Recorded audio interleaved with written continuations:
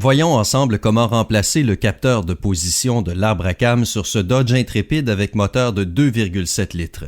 On peut voir qu'il est situé sur la culasse côté conducteur dans la partie du haut. Voici la sonde de température du liquide de refroidissement et le bouchon de remplissage d'huile. Et voici notre capteur juste en dessous ici. La plupart du temps, on trouve une patte de blocage rouge ici. Dans ce cas-ci, elle est manquante. Quelqu'un l'a probablement enlevée par mégarde. Donc, quand vous voyez cette patte rouge, utilisez une petite tige pointue pour la retirer. Ici, on va simplement insérer la main et appuyer sur l'ergot du connecteur électrique pour glisser ce dernier à l'écart.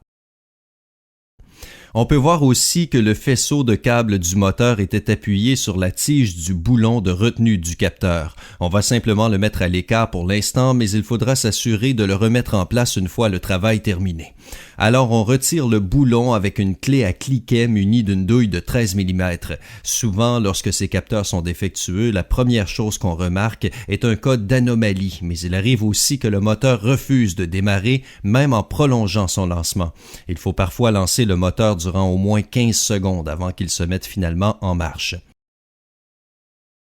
Maintenant qu'on a retiré le boulon, on fait tourner le capteur à la main. Maintenant, on voit qu'il y a le joint torique ici et le capteur situé juste derrière. Il faut donc s'assurer qu'il n'y a aucune trace de calaminage à cet endroit et de l'enlever le cas échéant. Donc, on commence par tourner le capteur, puis on le tire soigneusement tout en faisant un mouvement de va-et-vient jusqu'à ce qu'il finisse par sortir de son orifice.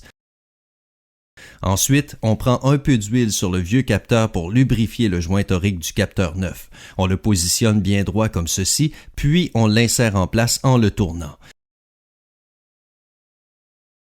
Une fois que le capteur est installé, il faut bien l'aligner avant de réinitialiser le boulon en le serrant à la main. On serre le boulon aussi loin que possible en s'assurant de ne pas écraser le faisceau de câble ou autre chose.